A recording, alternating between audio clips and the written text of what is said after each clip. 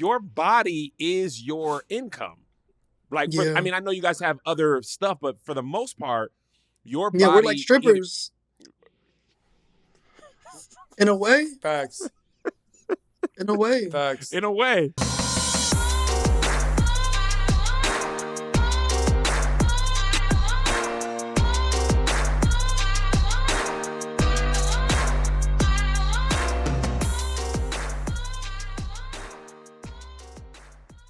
What up, y'all? Welcome to Not My Best Moment with me, KevOnStage, a show based loosely off my New York Times best-selling book, Successful Failure. Matter of fact, somebody told me to scoot it to the side so you can always see it.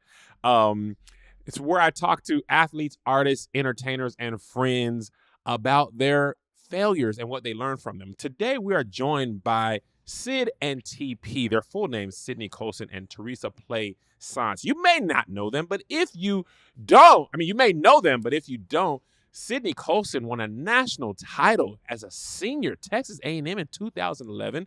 She's won 2 WNBA championships with the Las Vegas Aces, and they have a show together called the Syd and TP Show. TP, on the other hand, led the SEC in scoring in 2013 while playing for LSU, where she was a 2-time All-SEC and All-Defensive Team player. She was also a McDonald's All-American. She co-hosts the podcast with Sydney on Unsupervised. Ladies and gentlemen, please welcome WNBA superstars, athletic prowessness, Syd and TP.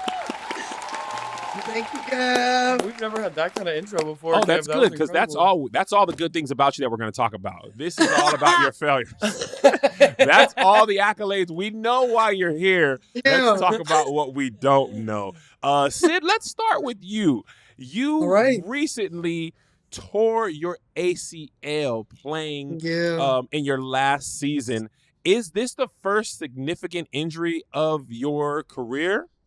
No. First of all, Kev, thank you for having us. Oh, yes, please. You're welcome. We love chopping it up with you. So it's always a yes. But no, I tore my ACL in college going into my sophomore season. Oh, and wow.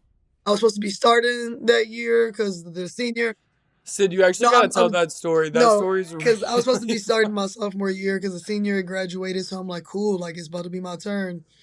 It's the summer after my freshman year. We're playing pickup at like our elite camp, and one of our walk-ons, we're playing like with the campers in front of the rest of the camp, in front of parents, everything. Our walk-on is, just like goofy white girl. She's just doing this for fun. She don't want to play like in the W or nothing. She steals the ball from me. She rips me near half court. So it should be no big deal. I should let it go. Pride takes over. So I turned to go the other way to chase her down. Mind you, once I turn, she's almost at like the 3-point line on the other end. I'm sprinting. I go up. I pin it on the backboard. I hit it off the backboard. Come down and tear my ACL. So pride cost you your ACL? Pride cost me 1 ACL. This last one was just age, I guess. I don't know what it was, this last one, but I'm telling you, it's been a journey. So I'm wondering, right? You're not young in life, but as an athlete, you're very young as a person, which is always interesting to me. The way we talk about athletes, it's like this bag of bones is limping on the court at the ripe old age of 33. We don't know how she does it anymore. The fact that she's even able to walk, which 33, 34 is really young in the grand scheme of things. But when it comes to professional athletics, it's not considered young, right? We have a few players playing into their mid-30s and late, early 40s, but it's not, it's LeBron, Steph, KD, these are new things. People are usually retired by 35 in every sport, not just women's basketball. I'm talking about, and most professional athletes have been really good athletes since they were like 14. So like 35, you've been playing at what most would call a high level for over 20 years. That's a lot on your body.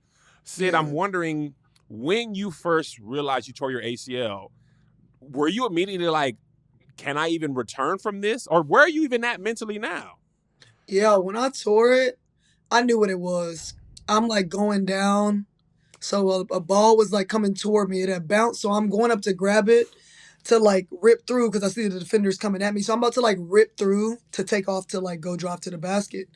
But I must have just been thinking too far ahead and my body wasn't ready to go yet or something because I literally watched it buckle under me and it popped and I remembered how it felt when I did my other one. So I tried to like trick myself. I'm like, no, that might not be it. Like, just wait for what the doctors say. So they were trying to be all positive and stuff, but then I saw the doctor lock eyes with our trainer, and I'm like, what was that? She was like, because they're doing the knee test, they're seeing the stability. She's like, this shit is loose. It's loose, it's torn. So, but now I'm like 3 months in. I just had like my 12 weeks last Wednesday. So like I'm ahead of schedule by like a month, they feel, and it's getting stronger and stuff. So it's just a time game. But you're right. Like people, we treat 30. I'm 36, and people have been begging for me to be out the league for a few years now. You're the face of the league. How could you? Now, TP, you also had a major surgery right at the beginning of COVID, which is kind of like a double whammy. You have the worldwide pandemic, and you are injured. What was that? What was that situation like? So, like the day before they canceled all like elective surgeries, I woke up and my left leg was completely numb, and I was like, oh shit, like.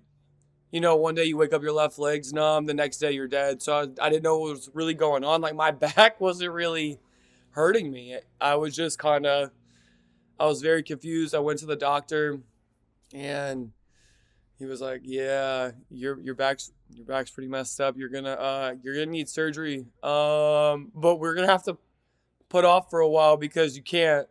Your life's not on the line, so you're not gonna be able to have surgery."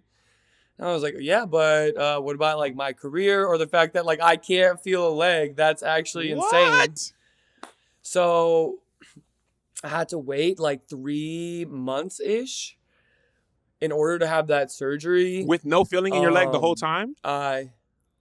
No feeling. And I was trying to do like different rehab stuff and like PT work to like try to. So what happened was my nerve was being completely blocked by like a herniated disc. And it was sitting on the nerve, so I just couldn't feel anything. And sometimes you can manipulate your body to, get that feeling back. Yeah, it didn't work for me though. So I did need to have that surgery.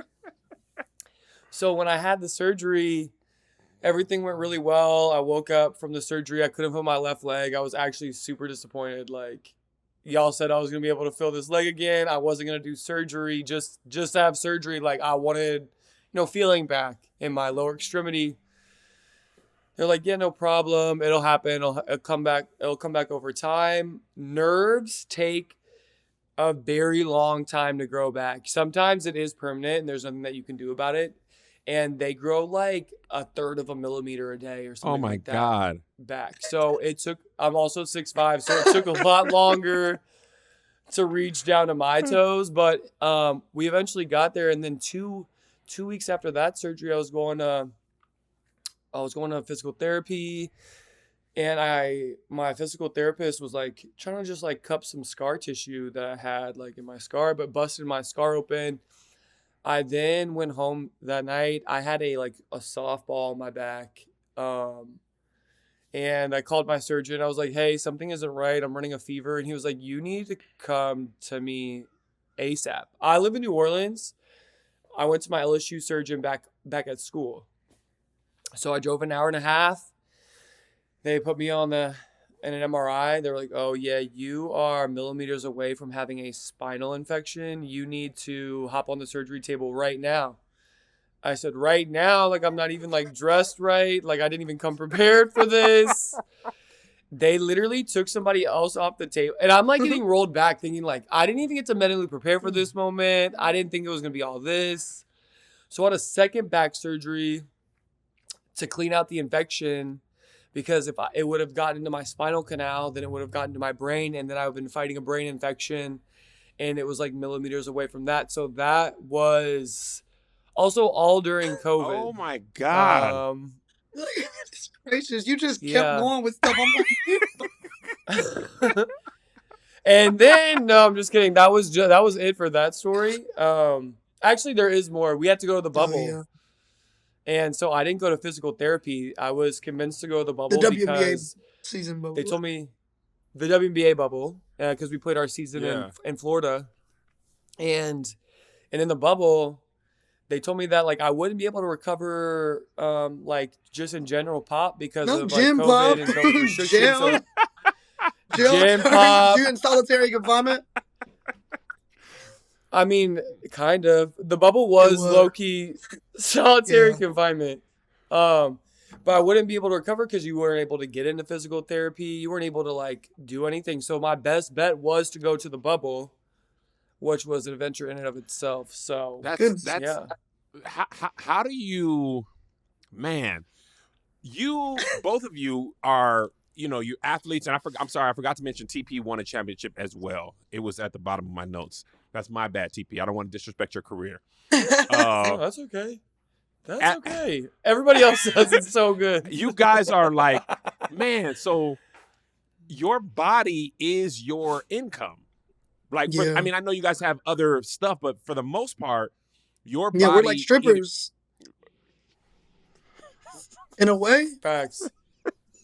In a way. Facts. In a way. Your body is your business. And even your other businesses start from your body. Like, your brand deals, your TV shows, your podcasts. I mean, obviously you can do podcasts without playing, but all that began because of your body. So injuries for you, it's not like if I tear my ACL, it doesn't have a huge impact on me because, the NBA hasn't called me yet. Not even for a 10-day, which is really surprising. Yeah. Super surprising because Kev got a shot on him too. They act like I didn't hoop. They act like I didn't start 4 years of JV, Syd. They act like I wasn't out here. So Period. So talk about it. When you guys' body is not optimal, how does that weigh on your mental health? Are you starting to worry about, dang, my bills, my whatever, my propensity to earn income, my playing, my post career? Does that come into your mind more than the average person? Yeah, I think so. I think the older I've gotten, like I stopped stressing about it as much. I think I just I do what's in my control. And like if I'm gonna be cut from a team, I'm gonna be cut from a team. That's just part of the plan. If I make the team, then that was part of the plan. That's what it was. But I think 2022 when TP and I won together, and then got the Syd and TP show, which Kev was on, y'all. Kev was on. I was actually your therapist. Check him out. He was our therapist on the show. You were. So once we got the show, and actually maybe like a year before that, but I started to do videos on my own page because I was like, this basketball stuff is not about to last. I need to try to get my personality out there more because these teams aren't doing it. The W's not doing it. Like, let me try to do something for myself. So once the like brand deals or like potential to earn money came outside of sports, I started to feel less stressed about what my body was going to do. Like, I'm going to still work hard to be in shape. I'm going to be ready for camp, do what I got to do. But now that I'm able to earn, like now with our show, with our pod, with the other things that have come, even this ACL now, like it's frustrating at times and like shocking at others that I get up and I'm thinking I'm about to like jog and I'm like, bitch, you cannot, you're not cleared to, like, you're not jogging anywhere, so it's frustrating, but I'm also like, if my career were to end this season, like I would be happy with what happened and I know I can move into something else. You know what's so interesting about this, Syd? I'm sorry, I didn't mean to cut you off. No. That was that. I didn't know you were in the WNBA for like a year of following you. I thought you were a comedian. Right, I didn't know you played. I started following you because you and Toby were cool. And I was like, this dude is hilarious. So I started following you. Kev was like, I didn't know you were. It's like, you're in the WNBA? I thought I just followed your, like, the Anita Baker one. Yeah. I'm on the bench, so you don't know that I play.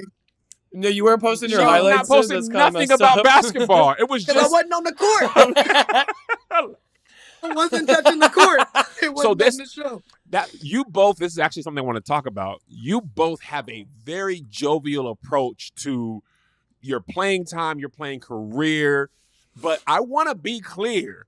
y'all hoop for real for a long time.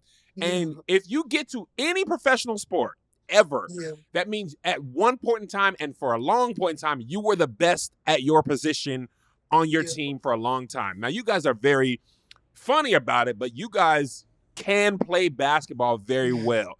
What is it like? Like, is that approach part of just keeping your spirits high because you know you can play, and when you actually have a Yeah. chance to play, you still have the skill set, but for whatever reason you're not starting or whatever age, Yeah. whatever there's a lot of Yeah. reasons. But Yeah. did that develop as a part of way to or did that develop partly to like keep your sanity? Yeah.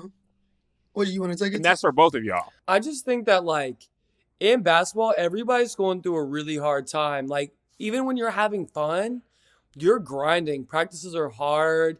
Being competitive, going against these other really large and talented women is very hard.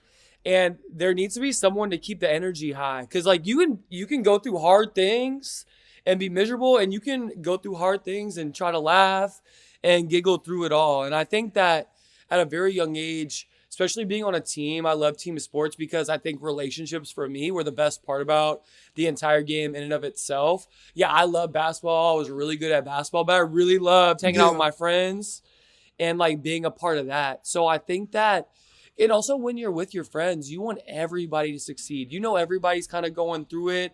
Everybody's dealing with their own personal mental struggle, whether it's on court, off court. You see people that you know probably should be getting more minutes and what have you. And so you're just trying to keep an even pill for everybody to, enjoy where we're at, because at the end of the day, you don't get to play basketball forever.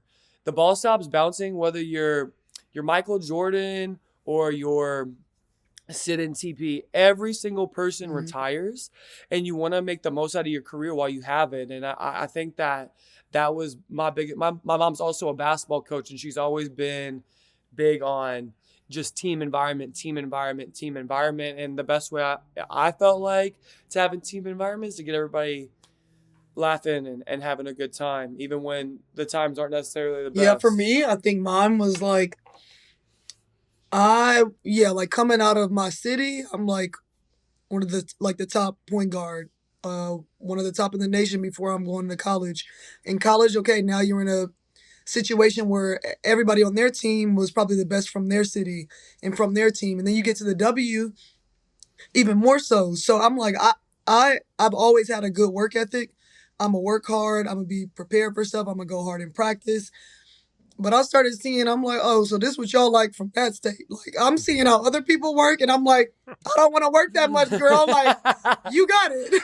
Like, I thought I promise you got it, because I don't want to spend that much time. Basketball, as crazy as it sounds, is not my life like that. Like, I enjoy it, and I've been good at it. And yes, I'm playing it till I'm 36, but it's like, I play basketball because I like being competitive, but more so because I love a team environment. Like most athletes who retire, they chase like that feeling of having a team somewhere else, and you chase the feeling of people like cheering for you and all that stuff. But I like being around people and meeting people. So in a way, I feel like me not playing was a part of God's plan for me to like get content out of, like, this is humorous. Your situation, I'm gonna make it funny so that when you're done with this, you will have a story that people are like, why did you keep playing, for one? Yeah. But like, people troll us so much, they talk so much shit. I'm like, content. I'll troll you right back. Like, this is engagement for me. It's the Eminem 8 Mile effect. You beat them to the punch. What's interesting is you guys kind of remind me of like Spice Adams, who was played in the NFL for 9 years, but didn't win a Super Bowl. I don't think he even made the playoffs. But most people know him for Spice Adams, the content creator, which content creation, you can do content creation, acting, you can do that well into your however long you want to do it. Yeah. I think if I were a GM, and I think this is partly what kept both of you in the league for as long as it did, when you're building a team, you build a team environment. And I was just watching one of you guys' TikTok served me some of you just Syd and TP moments. Just Yeah. Syd and TP moments, Syd core. Yeah. The term locker room guy is or girl, locker room Yeah. non-gender, non-binary, locker room person. Locker room, they, them. Locker room, they, them. People who play sports understand the value of good energy in your locker room. You can have a team that has great players. I played, very competitive JV basketball. I mean, 33-28 game. Final score? Oh, shit. How much were you 3 to dropping, 4. Kev? 3 to 4 a game. Every game. Hey. Slapping backboard. Not even really the backboard, that little soft part under the backboard. So the cushion don't make no sound. So I got to be like, when I slap it. But, playing basketball, and you guys have probably seen it well. You've seen a more talented, more skilled team be beat by a team with good chemistry that enjoys playing well together. Do you feel like your personality in combination with your skill kept you in the league longer than if it was just skill alone? Yeah. We were never safe. Like, even when I got my first guarantee contract, I never unpacked my bags through training camp. I just knew I was getting cut. I was like, regardless of whatever happens, I know I'm getting cut. I never once unpacked my bags. Even when I had a guaranteed contract and they could not cut me, I was like, yeah, but there's going to be some kind of way that... They'll find a way to cut you. Hey, they put me in, hey, listen.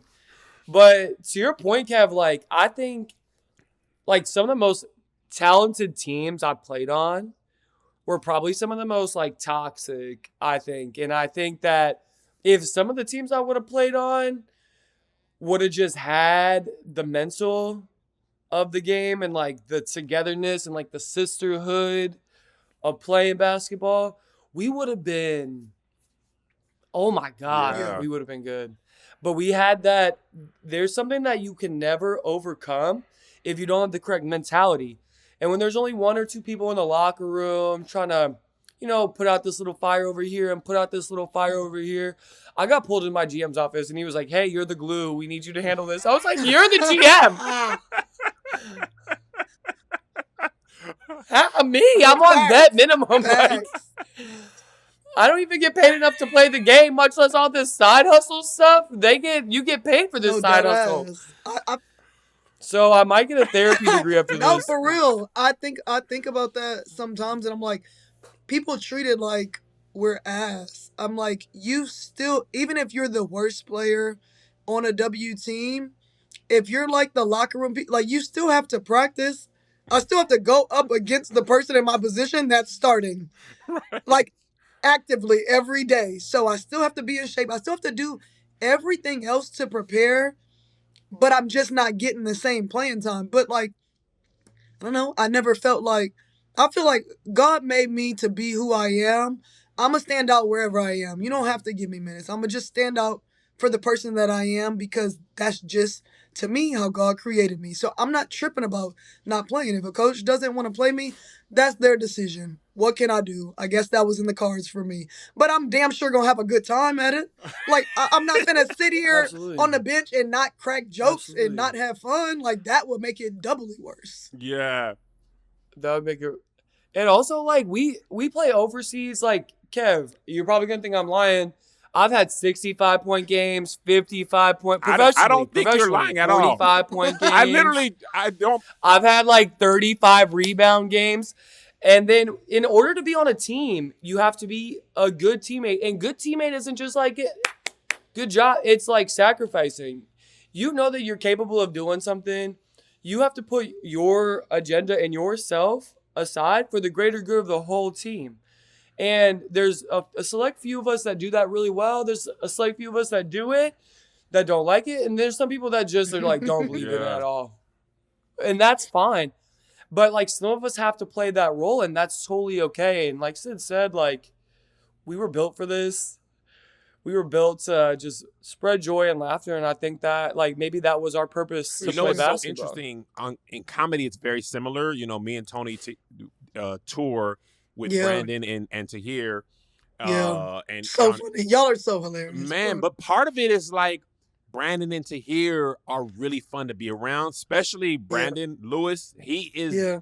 so fun. So if you're Yeah. having fun on the tour bus, having fun in the hotel lobby, having fun in the Yeah. green room, that Yeah. translates to the The stage. stage. If For you sure. beefing or it's just product, cold, then you just like, I mean, it's going to have an impact. So it's not It will. all, you know, you Right. can choose. Like when I'm touring, obviously everybody can be funny. Like I'm not going to bring Yeah. you on tour if you're not funny. So that part's a Yeah. given. But Yeah. right underneath that is like, do I want to be with you when our flight gets canceled and your attitude and the room's Yeah. not ready? What's your Yeah. like? You could bring the whole thing down. That matters in every sport, in every job. Some people just suck even if they're good at your job. Like even Yes. on the like casting Yes. part. When I Yeah. first got to LA, one thing I learned when I was just listening, they're like, oh, this person's good for this role. And somebody's like, oh, their attitude sucks. I don't want to be Yeah. on set with them for 12 hours. They don't Yeah. care. That's the most talented person is the first name. If people have a Yeah. bad experience, they're like, don't even call them. And you're done. And it's like, likability is the most important ability to me. Yeah. It's No, the I had most- a Absolutely. teammate tell me like you can either be a plug or a socket. So like you can either be taking energy or you can be giving it. Like make sure everywhere you're going, and what we all know, people gonna have their days. Like yeah. you got days where you're not feeling it, and but overall, like make sure you are adding to a space. Like nobody wants to be around a fucking Debbie Downer. Oh, Right. I just said the F word. My bad, man. Nobody Oh wants my to be around. God, You've been cussing Syd. the whole time. It's totally okay. That's just the first one you noticed. There's kids. It's all Sorry good. about that, You're Kev. free to speak your heart here at iHeart. That's why it's called iHeart. It's your heart, our heart, iHeart. Their heart. You get it, Syd?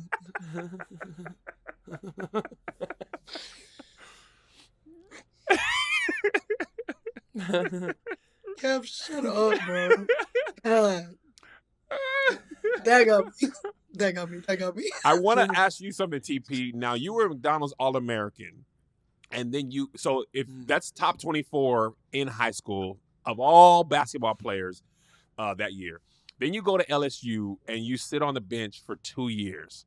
How did you go mentally? It's quite often All-Americans play. They might not play their freshman year, but by their sophomore year, they're usually playing. How did you deal with that transition? It was honestly really tough. Whenever, like, also in at that age, like, you just think that the world's your oyster. You just think everything should go your way, blah blah blah. And I got humbled really quickly.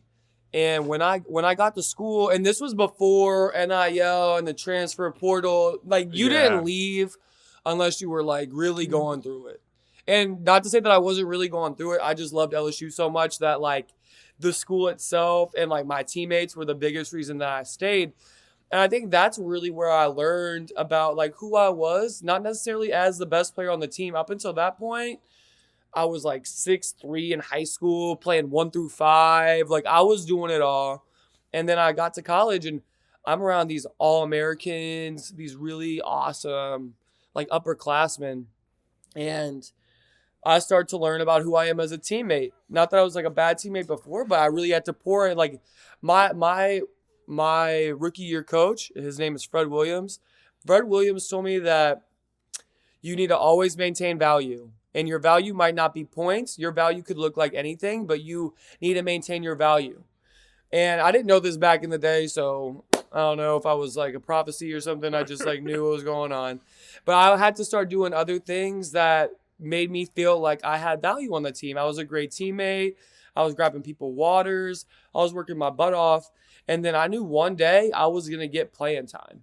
And my junior year, which is crazy, I stepped on the court for the first time. And also in high school, like I jumped the center jump, which like I'm white. All the kids were just smaller than me. And I would just literally just like tap it. I didn't even have to jump. So my junior year, I go on the floor and, you know, the other post players, Shanice McKinney, we're what and what. And so she walks to the center. I'm like, damn, where do I go?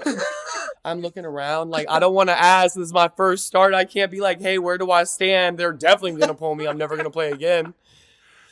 I don't even know where I lined up. I just made sure I was like somewhere I looked the part. I had my hands on my knees, like looking around. Like, I had no idea where I needed to stand.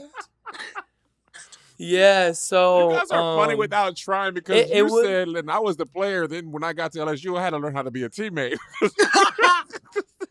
I had to be. That was my number one. I had to like score points, get rebounds before. When that's not asked me anymore, I'm like, well, dang. TP What do I need? How to give high fives and stuff. She's like, so is this good? Can we do fours? Can we do high fours? Like, I'm trying to like do different things. Bro, I need that footage. I need the so footage. Yeah, from that. I need was. To see that. I need to see you. That is such a funny visual of like, dang, I've never stood anywhere else on this. I've been doing this every time a basketball game starts. That's my spot. And then I don't want to be like, hey, Shanice, hey, can I take this? I don't really know where to go. Shanice would be like, girl, if you don't find your own spot, I'd be like, dang. Yeah, so I had no idea, but I accomplished everything that I thought my college career could be in my junior and senior season. Everything will pan out the way that it's supposed to. Like, I was very okay with being, that white girl at the end of the bench that was just like a really good teammate, like the big for nothing white girl, as they say sometimes. I was like, yeah, I'll be her. She still got her degree though. Who's laughing now? So, but it all panned out. I played in the WNBA for 10. I played overseas and stuff. I've got to see places of the world that only basketball has been able to bring me to. And I'm honestly extremely grateful for my journey and how I got here. I never would have, met Syd and, now have this opportunity post-basketball doing like what we're doing. Yeah, we wouldn't even know you. We wouldn't know you without basketball. Fun. I know. We wouldn't even know you, Kev. Actually, I would know you guys without basketball because right. I found Syd. He said, once again, I did not know you played. You didn't need basketball to find her. I would have known Syd. I actually wanted to ask about playing overseas.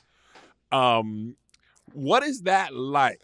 You can talk about struggles. What is that? Because, I'm glad there's Unrivaled and there's, AU and, all these opportunities stateside. But you guys were in the W when this season ended and y'all was in teams where the letters have stuff on them.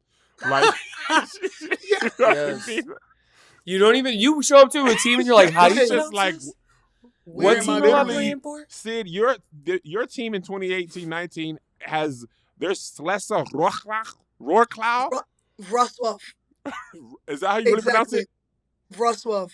And it's like it looks like WROCLAW, I believe.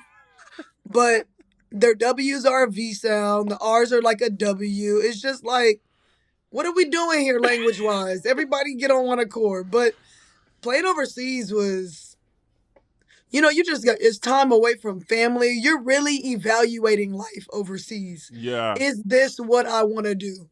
Like, you got to really, really love basketball. And sometimes you're making enough money to make stuff worth it. But sometimes even the money is not enough. People are over there like, I got to get back home. Because this it's is like not worth it.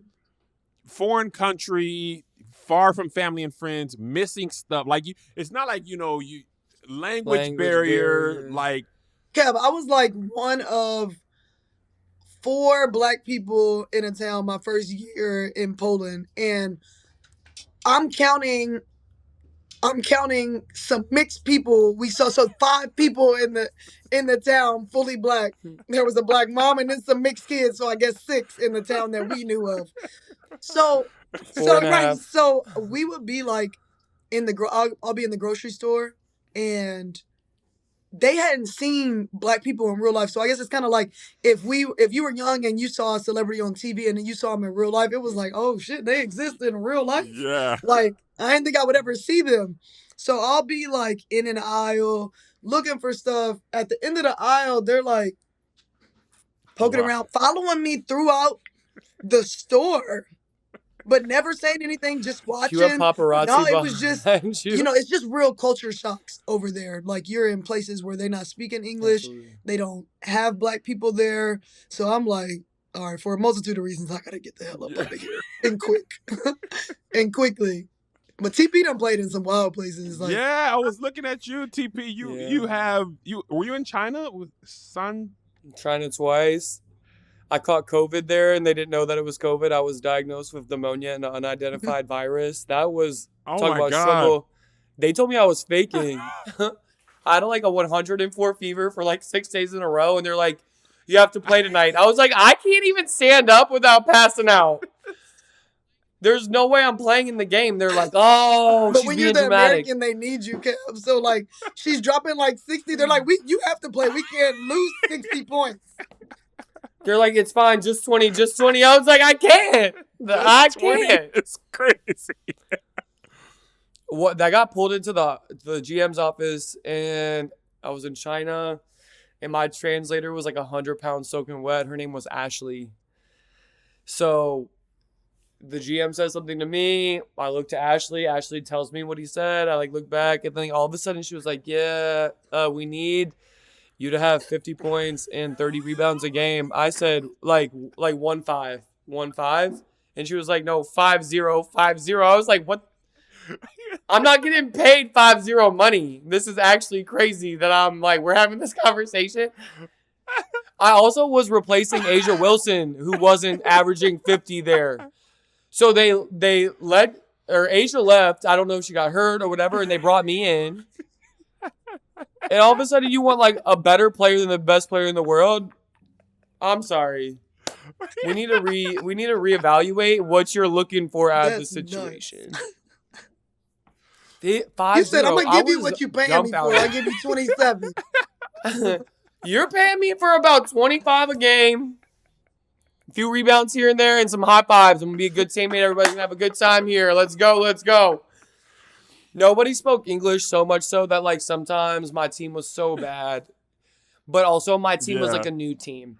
And in China, they don't have like an expansion draft. You just have to take the hand-me-downs that nobody else wanted on their team. So we were like the bad news bears, and we were all the kids were like 17 years old. You couldn't get mad at them because they were like They were really literally trying. 17 years old?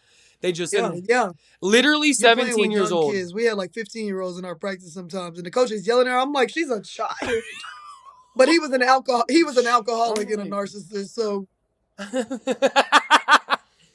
yeah, no, overseas is fun. Man, I like traveling. I don't know if I would want to live because I mean, basketball practice doesn't take up the whole part of the day. Right. Like, what do you even? They have 2 days. In China, we were having 3 a day. What? I got out of one because I was like, hey, I can spend my energy in practice or in the game. Y'all choose. That's not on me. This is out of my hands. But y'all can choose whether you want me to burn my energy today at practice, at all 3 of them, or tomorrow when we play the game. And you understand that. No translator. Right. No. Everybody understands no. We good? No matter what language you speak. No. Today energy, tomorrow energy. 6-7.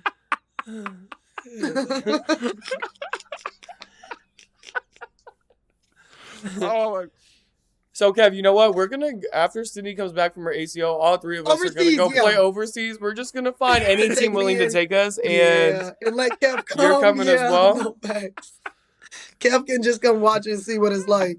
the funny thing is, I couldn't even I wouldn't even make it overseas professionally. Like, you don't go 4 years JV to professional because overseas it still be good players. No. You can go overseas without like having touched the pros here. People go and they'll go and teams might just give you like housing and you are not actually making money to play though, but you get to live somewhere else for free. You know, you get shelter. So everybody don't get a salary. Some people are going to some countries, they just going because they love playing basketball, but you might not be making money. You might work a job other than playing basketball. I've seen it.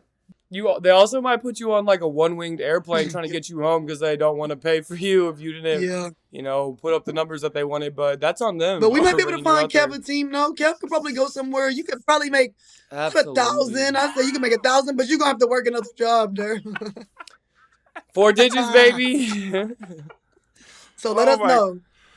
This has been great because you guys' personality is just, I see why. I mean, again, skill wise aside, it's funny when I got reintroduced to the WNBA, Yeah. I went to an Aces game. And Yes. Syd With played a few Melissa. with Melissa and the boys. You would not know that Syd didn't get a lot of playing time because the timeouts, all the player stuff was Syd leading the game. Syd this, Syd that. I was like, she's part of the media process. Syd's the most marketable player in the WNBA Like easily. everybody loves Syd, and it was like, man. And also, it was fun. I used to go to Seattle Storm game back in the day. And the WNBA, for me, has been some of the most fun sporting events to attend to because at the time when we used to go and watch it, I didn't have no money, so WNBA was the only affordable sport that I could take two kids to. Like we went to Storm games. And the Storm were also the only good team in Seattle for many years. So they were the only team that we rooted for. But when I got reintroduced a few years ago, I was like, the production value at an Aces game was just like any other game. Now I've been going all over the place. And I appreciate you guys for being a part of that. Before we let you go, tell us about what you're working on. You guys have a podcast. You guys have other stuff. Tell us anything you got going on that people got to know. Well, like our podcast, Unsupervised, we're doing that with Together in Dear Media, so you can find it on YouTube and on Spotify and Apple Podcasts. But hopefully, we got a movie script in the line. We just talked to somebody, so hopefully that'll be coming soon. Wow! But yeah, man, we're just trying to grind right now, Kev. We're trying to get to where you are, man, so we can have a production company and stuff one day. That's the ultimate goal, but we're just we're in the beginning stages now, so we'll see where it goes. We also want to do stand-up together, but I'm going to be doing a lot on my own now to keep practicing, but we're going to try to do something together. That's very good. Absolutely. We also have a big compound in the makes. We're really we're gonna have this big plot of land. You're more you and Melissa come through. When we get it. Absolutely. That's half the money. When we get it, it's not ready yet. It's not ready. The money got to come, and then we'll get. I'll be there. Yeah, and we'll also be starting a cult. So if you and Melissa want to join, if y'all want to join, we feel like we have a good fan base so far of people that will join. So that'll join. You can drink the Kool-Aid. It's safe. And it's free. There. It's free. Provided even. So let us know. Absolutely. I'm going to check my calendar, see if I can join the cult at the compound. Please. If I'm available, I'm down. Always big fan of cults. Ladies and gentlemen, that's been Syd and TP. Please follow them on social media. Subscribe to their podcast. It is a very good time. Everywhere they go, they bring laughter and joy and basketball abilities. I've been KevOnStage. This has been Not My Best Moment. Please like, share, subscribe, 5 stars, and we'll see you next week.